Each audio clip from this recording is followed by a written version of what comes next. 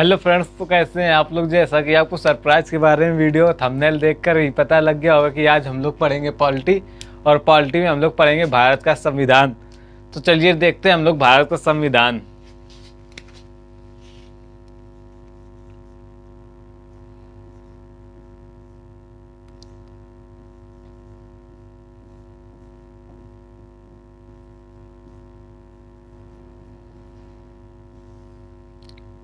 भारत का संविधान, जैसा कि आप लोगों ने अभी तक भारत का संविधान पढ़ा हो, कहीं पर भी किसी भी कोचिंग में गए होंगे, सीधे भारत का संविधान वन लाइनर शुरू, सीधे 1935 की हेडिंग दिलाकर वहीं से काम शुरू करा दिया गया होगा। लेकिन हम लोग ऐसा नहीं पढ़ने वाले। हम लोग इसको पहले जानते हैं कि इसके पीछे का महत्व क्या है, ये बना क्यों बना, कैसे बना, क्या इसको अंग्रेज लोग चाहते थे कि ये बने। तो चलिए हम लोग देखते हैं आगे। भारत का संविधान हम लोग सीधे शुरू करने से पहले हम लोग ये देखते हैं कि अपने भारत में अंग्रेजों के शासन को दो भागों में हम लोग पढ़ते हैं, दो भागों में बांट कर पढ़ा जाता है।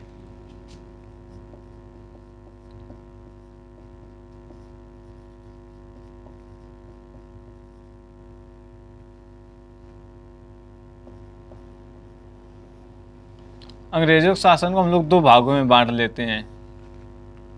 पहले नंबर पर आता है क्या, कंपनी का शासन।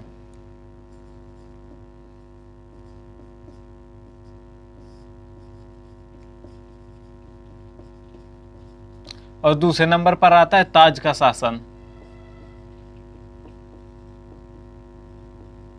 इसमें कंपनी का शासन हमारा 1773 से 1858 तक चला, और इसके बाद 1858 के बाद में 1947 तक महारानी का शासन चला। तो चलिए हम इसको देखते हैं कि भारत अंग्रेजों का शासन को हम लोग दो भागों में बांट कर पढ़ते हैं, कंपनी का शासन और ताज का शासन। देखिए, जैसा कि हमने पहले एनालिसिस वाले वीडियो में बताया था कि इसको मात्र 1 या 2 क्लासों में कंप्लीट कर देंगे, पर इतना अच्छा टॉपिक है कि 1-2 क्लासों में इसको सीमित रखने का मन नहीं कर रहा है। बहुत सी इंपॉर्टेंट चीज़ें, बहुत से ऐसे इंटरेस्टिंग फैक्ट्स हैं जो हमें जानना जरूरी है। सिर्फ हम इसे एक सब्जेक्ट के तौर पर ना पढ़ के हम भारत के संविधान को अगर पढ़ रहे हैं तो हमें इसका बैकग्राउंड भी जानना चाहिए कि इसका बैकग्राउंड क्या रहा है। तो चलिए हम इसके आज एकदम बेसिक से शुरू करते हैं कि अब भारत में कंपनी का शासन 1773 से 1858 तक ही क्यों रहा। कि 1773 से पहले अंग्रेज भारत में व्यापार नहीं करते थे, उनका शासन नहीं था यहाँ पर। क्या ऐसा कारण क्या हुआ कि हम कंपनी का शासन 1773 से ही शुरू करते हैं? इससे पहले हम क्यों नहीं कर लेते, या इसको 1773 के आगे से क्यों नहीं शुरू कर लेते? 1773 यहाँ पर ये मेन पॉइंट ये क्यों बन के आ रहा है, क्यों आ रहा है ये। और इसके बाद चलिए इसको आगे हम लोग इस वाले पे भी चर्चा करें, पर आज इसको ये मेन है, हम लोग इसको देख लेते हैं कि ऐसा ये क्यों रहा है। 1773 इससे आप लोग कन्फर्म होंगे, 100% कन्फर्म होंगे, पर आप लोग घटना भूल गए होंगे क्योंकि आपने ये क्लास 9th या 10th में पढ़ा होगा इस सन को, 1773 को। चलिए ये लगा देते हैं बीच में। तो इसको आपने 1773 को 9th या 10th की क्लास में पढ़ा होगा। हमें पूरा भरोसा है कि अगर हम नाम लेंगे वैसे ही आपको याद आ जाएगी 1773 में क्या हुआ था और ये कहाँ पर हुआ था। चलिए अब तुम आपको एक बात बता रहे, 1773। चलिए हमने आपको एक पार्टी का नाम बता दिया, रेड इंडियन। नहीं सॉरी, चलिए 1773 रेड इंडियन तो एक वो थी, जनजाति थी, एक पार्टी थी जिसका नाम था बोस्टन टी पार्टी की घटना हुई थी 1773 में। अब याद आया कुछ? Boston T party. चलिए लिखते हैं बोस्टन टी पार्टी।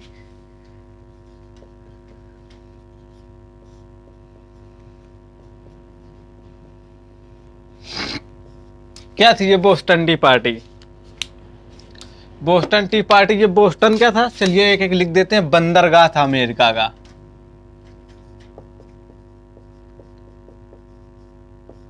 ये बंदरगाह था अमेरिका का। और टी पार्टी क्यों नाम पड़ा? अब तुमको जरूर याद आ गया होगा, हमें मालूम है कि याद आ गया है आपको। चलिए फिर भी हम बताते हैं। बोस्टन टी पार्टी, ये बोस्टन नाम का है बंदरगाह है, अमेरिका में है जो, या बंदरगाह अमेरिका का है। चलिए बोस्टन टी पार्टी, बोस्टन बंदरगाह जो है ये अमेरिका का है। और इस पे हुआ क्या था, चलिए पहले ये देख लेते हैं। अमेरिका जो है यहाँ पर क्यों, कौन से लोग रहते थे? यहाँ पर जो अमेरिका पे लोग रहने आए थे वो 1700 के आसपास की बात है, जब यहाँ पर सब जगह चर्च का, कहीं पोप का शासन हुआ करता। मतलब बहुत ज़्यादा ये लोग आम पब्लिक पर अत्याचार करते थे। राजा तो इनसे कर लेता ही लेता था, साथ में कहीं चर्च लगा रहा, कहीं कुछ लगा रहे। और जैसा कि वो थे, कोई भी वैज्ञानिक आ रहा, अगर वो तुमको सही प्रयोग दे रहा है और वो तुम्हारी मर्जी के खिलाफ है तो उसको आप धमकी दे रहे हो, उसकी हत्या करा रहे हो। ये सब बात सही नहीं थी, जिससे यहाँ के सभी लोग इंग्लैंड से हो गए और भी जगह से, जैसे मान दार्शनिक हुए, वैज्ञानिक हुए, खगोलविद हुए, ये सब लोग वहाँ पर बहुत परेशान हो चुके थे। अब उनके पास कोई रास्ता नहीं बाकी था, तो वो लोग यहाँ से क्या हुए, इंग्लैंड से, रोम से, ये सब लोग चल के इंग्लैंड से अमेरिका आ गए। इंग्लैंड से अमेरिका।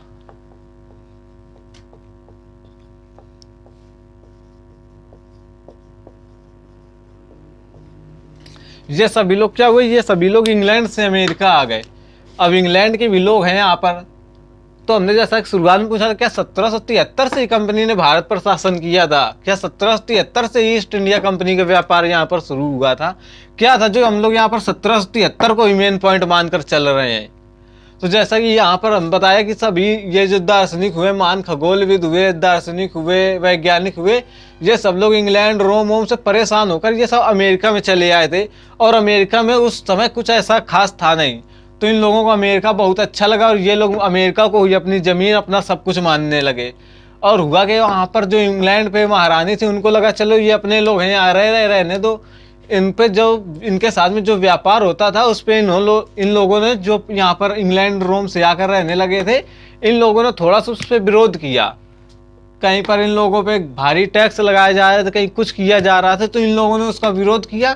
तो इन लोगों को, इंग्लैंड की भी ज़्यादा जनसंख्या थी, तो इन्हें लगा चलो हटाओ, छोड़ो, अपने लोग हैं, इनको छोड़ देते हैं, बाकी जगह से तो अपना व्यापार चल ही रहा है। तो इंग्लैंड की जो महारानी थी, इन लोगों के टैक्स ख़त्म कर दिए, टैक्स काफ़ी चीज़ों में ख़त्म कर दिया, और जिसमें बहुत कम करने वाले टैक्स थे उन पे इनके टैक्स भी कम किए गए। अब हुआ कि अब चलो सब ठीक चल रहा था। इसके बाद में कोई एक्ट आया, एक्ट का नाम एकदम से निकल गया, एक एक्ट आया था। उसमें क्या हुआ था कि ईस्ट इंडिया कंपनी जो भारत पे शासन कर रही थी, east India company, east India company, east India company England, east India company America के साथ में भी व्यापार कर रही थी।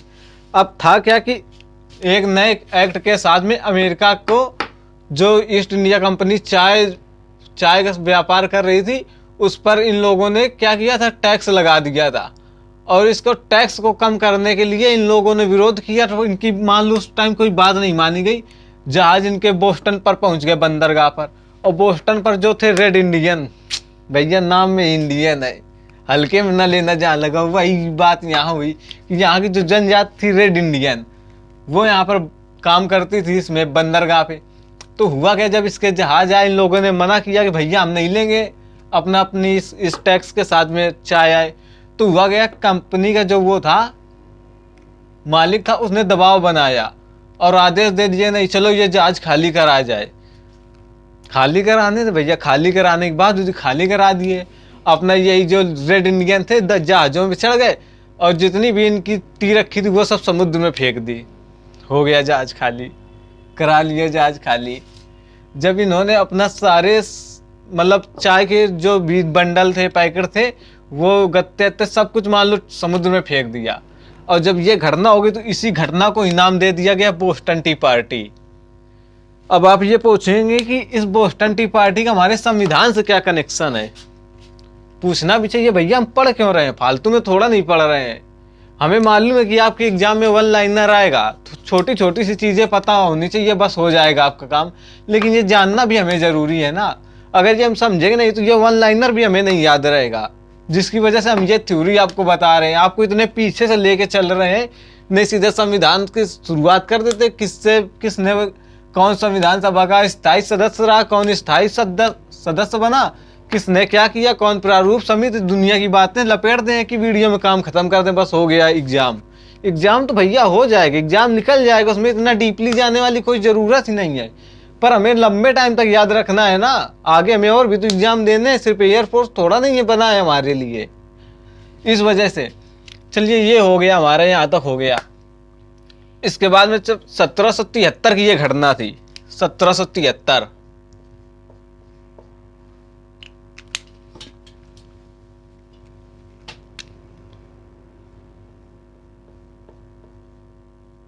1773 की ये घटना थी।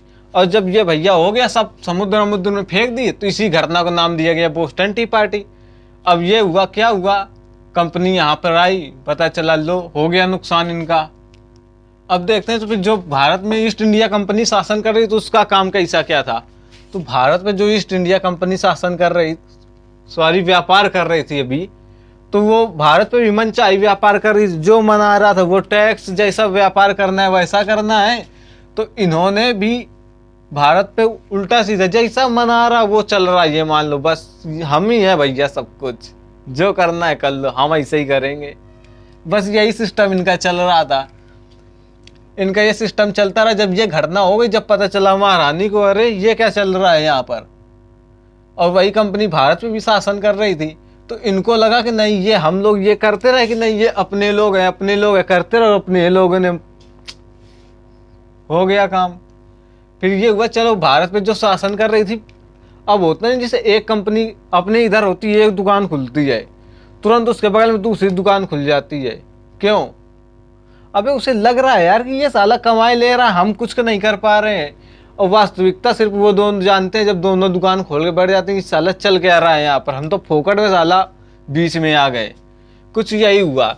अभी तक कंपनी सिर्फ ईस्ट इंडिया कंपनी भारत पर शासन कर रही, तो है, और इसमें भी था कि ये महारानी से बस ऐसे बात करके आ गए थे कि मैडम हमें दे दीजिए, आदेश दे दीजिए कि हम भारत के साथ व्यापार करना चाहते हैं और हम कर सकते हैं। बस महारानी ने कुछ शर्तें रखी कि हाँ ठीक है तुम करो, इतना हमें टैक्स, इतना हमें देते रहे। न वही हुआ कि यहाँ पर ये शासन करने लगे और महारानी को टाइम टाइम पे टैक्स देते रहे। महारानी की सिचुएशन यहाँ पर ये थी कि उनको कभी भारत आना नहीं हुआ, कभी देखा नहीं हाल क्या चल रहा है। पता चला ये है मन आया जैसा व्यापार कर रहे, जो टैक्स मिला, टैक्स जितना मन हुआ दे दिया उनको, मतलब मन क्या होगा जितना फिक्स था उतना दे दिया, उनसे एक्स्ट्रा कर रहे हैं या जैसा मन आ रहा उस तरह से व्यापार कर रहे हो, तो उसकी कोई दिक्कत नहीं है, करने दो।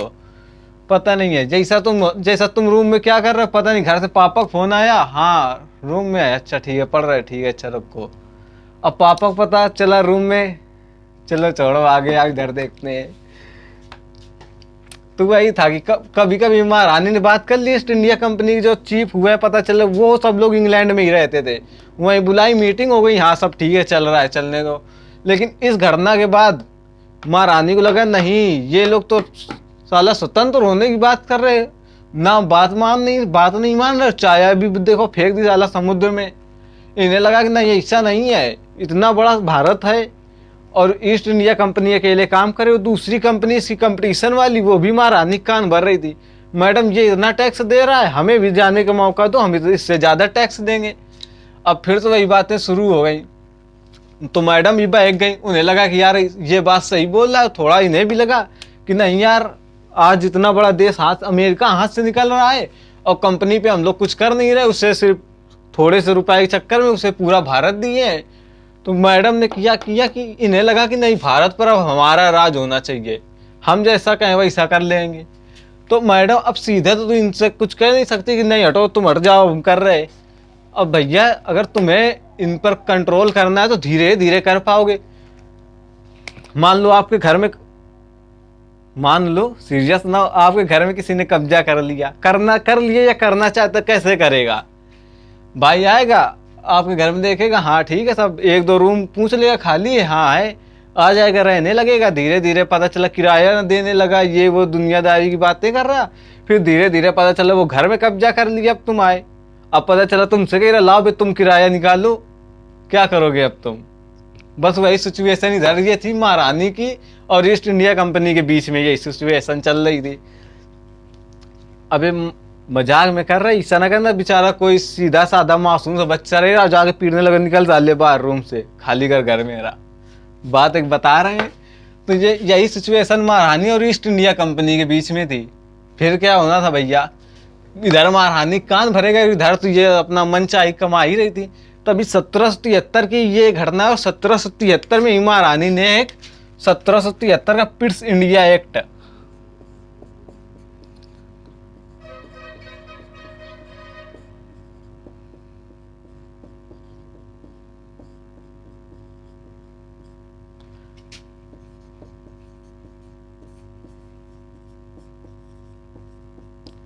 तभी महारानी 1773 का पिट्स इंडिया एक्ट पारित कर दिया।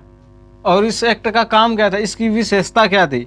इसकी विशेषता यह थी कि इसने ईस्ट इंडिया कंपनी के कार्यों को नियमित व नियंत्रित करने के लिए इस कदम को उठाया गया था। इसको कार्यों को नियंत्रित व नियमित करने के लिए कि नहीं, अभी तक जो तुम्हारा मन आ रहा तुम वो कर रहे हो भाई, हम कुछ कहीं नहीं, मतलब तुम्हारा ये थोड़ा नहीं है। अब थोड़ा सा इसमें महारानी का हस्तक्षेप बढ़ रहा है, क्योंकि इन्हें डर है कि साला अमेरिका तो निकल गया, कहीं ऐसा ना हो कि इंडिया को ये लोग अपनी तरफ कर ले तो हमारा तो मतलब यहाँ से तो कर मान लो खत्म ही हो गए, यहाँ से भी हमें हाथ धोना पड़ जाएगा। इस वजह से महारानी अभी ईस्ट इंडिया कंपनी पर हस्तक्षेप कर रही हैं और 1773 ये घटना थी और 1773 पे ही पिट्स इंडिया एक्ट पारित कर दिया। इसमें कंपनी के कार्यों को नियमित व नियंत्रित करने के लिए किया गया, नहीं तुम लोग काम को कैसे करोगे, किस तरह से करोगे। और इसी में उनके ईस्ट इंडिया कंपनी के प्रशासनिक और वाणिज्यिक कार्यों को मान्यता मिल गई, प्रशासनिक और राजनीतिक कार्यों को भी मान्यता मिल गई, उनको मान्यता दे दी गई। लेकिन क्या इससे पहले ये लोग ऐसा नहीं कर रहे थे? ये कर रहे थे, लेकिन अब ऑफिशियल तौर पर इनको दिया गया था। अभी तक ये अपने मन की मर्जी से कर रहे थे। और इस सब करने का चक्कर महारानी के ये भी था कि ईस्ट इंडिया कंपनी पर किसी तरह से दबाव बनाया जा सके, और 1773 पे इन्होंने ये कर दिया। और इसी के तहत अभी तक जो कुछ भी होता सब कई गवर्नर जनरल कुछ होता था वो सब गवर्नर देखता था, चाहे राजनीतिक मामला हो, कुछ भी हो, कोई भी चीज हो, सब गवर्नर देखता था। और 1773 एक्ट के अंतर्गत 1774 में कोलकाता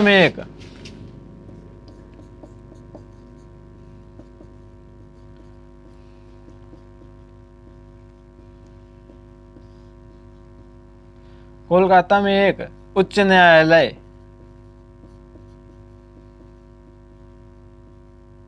की स्थापना की गई।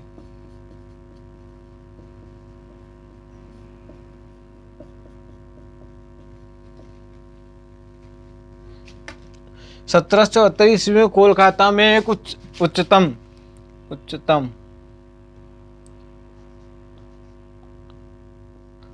न्यायालय की स्थापना की गई। और इसने क्या किया, इसने इस नियम का मतलब ही था इस पर दबाव बनाना, इस पर चेंजेस करना, कि इसको ये बता सके ईस्ट इंडिया कंपनी को कि तुम मालिक नहीं हो, मालिक भले कंपनी के तुम हो पर तुम कुछ नहीं कर सकती, जैसा हम चाहेंगे वैसा तुम्हें चलाएंगे। तो इन्हें बंगाल के गवर्नर को बंगाल का गवर्नर जनरल बना दिया।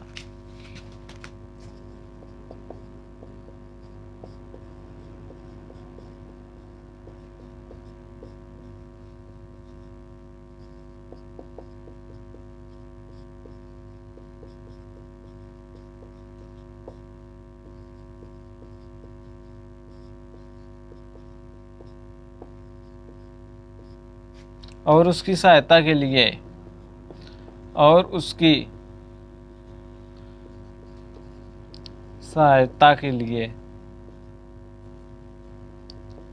4 सदस्यीय कार्यकारी परिषद का गठन किया।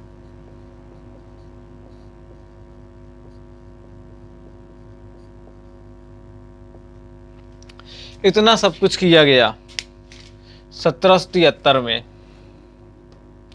किया तो और भी कुछ गया, जो इम्पोर्टेंट है बस उतना कर रहे हैं। चलिए हम साइड में हो रहा है, इसका स्क्रीन शॉट ले लीजिए, इम्पोर्टेंट है।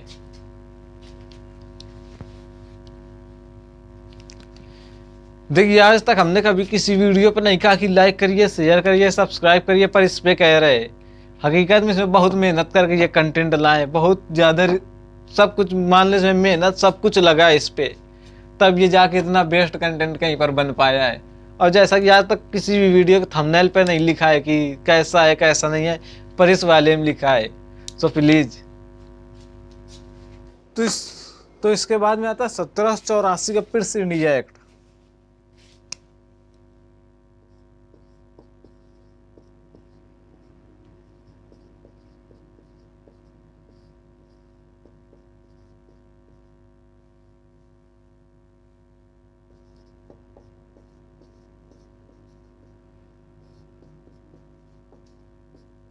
चलिए देख लेते हैं ये क्या था। जैसा 1773 के इर्स 1773 के 1773 सॉरी यार,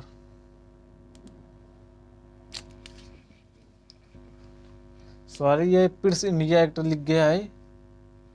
1773 का जो एक्ट था वो पिट्स इंडिया एक्ट नहीं था।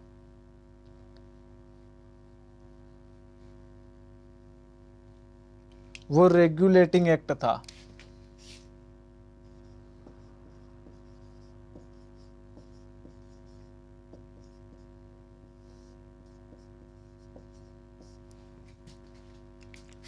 अब इसको रेगुलेटिंग एक्ट क्यों कहा गया?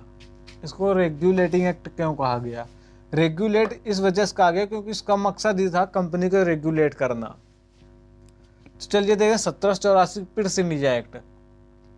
इसमें 1773 के रेगुलेटिंग एक्ट में कंपनी को प्रशासनिक और राजनीतिक कार्यों को मान्यता मिल गई थी। प्रशासनिक एवं राजनीतिक कार्यों को मान्यता मिल गई थी और यहीं पर उसके प्रशासनिक एवं वाणिज्यिक कार्यों को अलग अलग कर दिया गया था।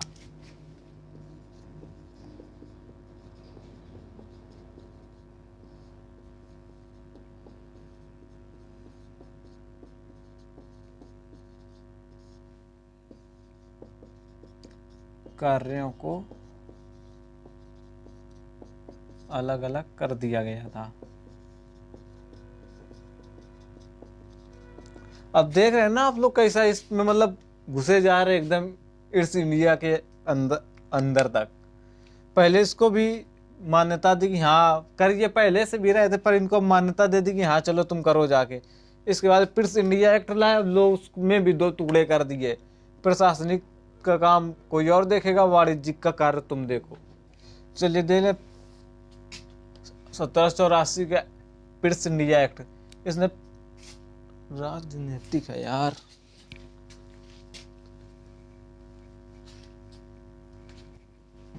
राजनीतिक राजनैतिक राजनीतिक एवं वाणिज्यिक कार्यों को अलग अलग कर दिया गया था। और राजनीतिक कार्यों के लिए एक बोर्ड ऑफ कंट्रोल की स्थापना की गई थी जो राजनीतिक कार्यों को देखती थी। राजनीतिक कार्यों के लिए बोर्ड ऑफ कंट्रोल की स्थापना की गई थी जो राजनीतिक कार्यों को देखती थी।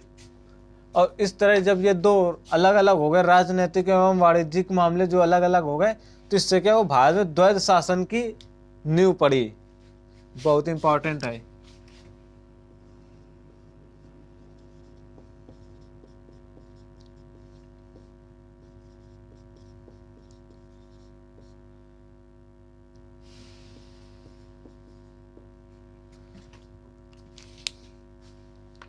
इसी से भारत में द्वैध शासन की नींव पड़ी। और इसी के साथ ही राजनीतिक और वाणिज्यिक कार्यों को अलग अलग करके सरकार को क्या कहे, महारानी को, इंग्लैंड की महारानी को ईस्ट इंडिया कंपनी पर अधिकार मिल गया। अब तोड़ दी भैया, कर रहे राज। इन्हीं की पॉलिसी थी, फूट डालो और राज करो। हो गई, अप्लाई हो गई। चलिए हम साइड में हुए जा रहे हैं, इसका स्क्रीन शॉट ले लीजिए, फिर इसको मेट के हम लोग आगे चल रहे हैं।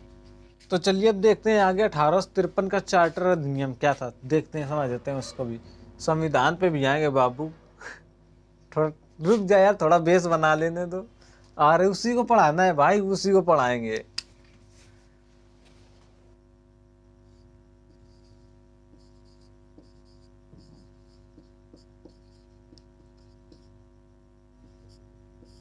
अधिनियम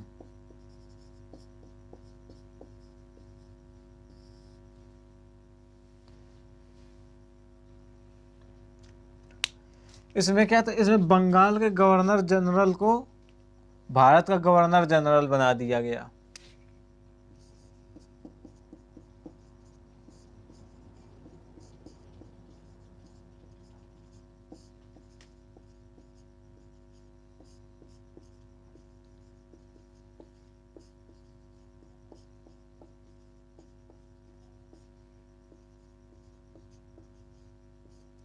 इसमें भारत के गवर्नर जनरल को बंगाल गवर्नर जनरल बना दिया गया। अब देख रहे हो आप कितना हस्तक्षेप मतलब बढ़ता चला जा रहा है। तो ये 1773 का रेगुलेटिंग एक्ट आया, इसमें कंपनी के वाणिज्यिक एवं राजनीतिक कार्यों को मान्यता मिल गई। और इसी में बंगाल के गवर्नर को बंगाल का गवर्नर जनरल बनाया गया। और इसके बाद में आया 1784 का पिट्स इंडिया एक्ट। उसमें क्या किया गया, इसके राजनीतिक और प्रशासनिक और राजनीतिक मामलों को अलग अलग कर दिया गया। इसके बाद में क्या आ रहा, 1833 का चार्टर अधिनियम। इसमें बंगाल के गवर्नर जनरल को भारत का गवर्नर जनरल बना दिया गया। मतलब प्रमोशन पे प्रमोशन, प्रमोशन पे प्रमोशन होता चला जा रहा है इधर। एकदम लाड लेके पढ़ो यार, मतलब सिखाना हमें, हम सिखा लेंगे, हमें पता है। बस जितना पढ़ा रहे इतना पढ़ाते चलो, जो कह दे नोट करना बस उससे नोट करते चलो। इसका मतलब ये नहीं कि हम कह रहे स्क्रीन शॉट ले लो, बस स्क्रीन शॉट लेके रख लिया हो गया, कुछ नहीं होगा बेटा, नोट करते चलो यार कॉपी पे। चलिए देखते हैं और इसकी क्या विशेषताएं थी। जाहिर सी बात है, जितना क्षेत्र कंपनी के अधीन था, जितना क्षेत्र कंपनी के अधीन था उसमें सब में भारत का जब गवर्नर जनरल बन गया, जितना कंपनी के अधीन क्षेत्र था सब में इसका पूरा राज था एकदम। और इस पे कुछ आपके एग्जाम के पॉइंट ऑफ व्यू से कुछ इंपॉर्टेंट इस पे और कुछ है नहीं, बस यही था कि भारत के बंगाल के गवर्नर जनरल को भारत का गवर्नर जनरल बना दिया गया था। बाकी अगर हम इसे पॉलिटी में पढ़ाए तो फिर से पढ़ाना पड़ेगा, उसमें तो बहुत चीजें हम लोग छोड़ के आगे आ गए हैं। चलिए देखते हैं अगला 1833 हो गया। अभी इसी के बाद आता है 1853 का चार्टर एक्ट, उसको भी देख लेते हैं, बस फिर आगे देखते हैं। 1853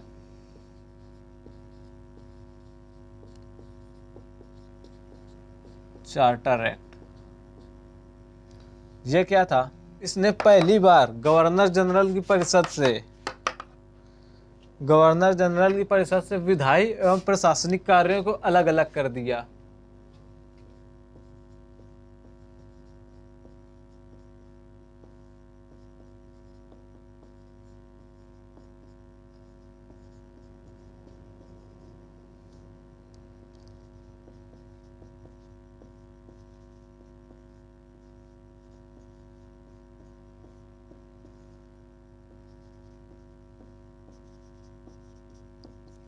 बस इतना ही इम्पोर्टेंट है इस पे आपके लिए, बाकी कुछ ज़्यादा पढ़ने की ज़रूरत नहीं है, ज़्यादा पढ़ने की छोड़ना भी बहुत कुछ है। चलिए बस इतना लीजिए, जितना इम्पोर्टेंट है उतना ही। कैसी लग रही क्लास? तो चलिए हम लोग 1853 के करीब तक आ गए हैं। 1858 तक जाना है, 5 साल बेबी साल। चलिए 1858 तक जाना, 53 तक आ गए, 5 साल बचे। 5 साल कुछ खास रहा नहीं, बस यही होता है, इन्हें दे दो, इनको दे दो पावर की, हाँ चलो तुमको ये काम करना है, और सारे से कान पे कह चले जाए निपटाते रहो, ऐसे जैसा मन हो करते रहो। बस वही सिस्टम ये मान लो यहाँ चल रहा था। जो गवर्नर जनरल का मन आ रहा वो हो रहा। जैसा अपने इधर होता नहीं, चाचा विधायक है, बिना हेलमेट के बाइक चलाएंगे, कुछ यही सिस्टम चल रहा था इधर। कंपनी का जो मन आ रहा था वो कर रही थी, गवर्नर जनरल से अच्छे खासे संबंध भी थे। तो चलिए हम लोग आज अपनी क्लास को यहीं तक रखते हैं, और इस वीडियो पर जरूर बताना कैसी लगी ये क्लास। अगर इस पर अच्छा रिस्पांस रहा तो हम कल के दिन ही आपको इसका अगला पार्ट दे देंगे, फिर अपनी जियोग्राफी पे कोई नई चीज़ शुरू कर देंगे। पर हमारा बहुत मन था इसको पढ़ाने के लिए, इस वजह से मैं जब इतना अच्छा कंटेंट ये तैयार हो गया था ढूंढते सब कुछ करते हुए, कि मन हुआ नहीं चलो पहले बीच में जियोग्राफी थोड़ा रोक देते हैं, क्योंकि हमारे प्लेनेट भी कंप्लीट हो गए थे। सोचा चलो उसको रोक देते, इसको शुरू कर लेते। बहुत अच्छा कंटेंट मिल गया था तो हमने चलो इसको शुरू कर दिया। अगर अच्छी लग रही हो तो इसको जरूर शेयर करना। हमने आज तक कभी नहीं कहा ना, इतने वीडियो हो गए, कहीं पर भी कुछ नहीं कहा कि क्या करो क्या ना करो, बस इसको जरूर करना। इस पर बहुत मेहनत लगी है। Thank you.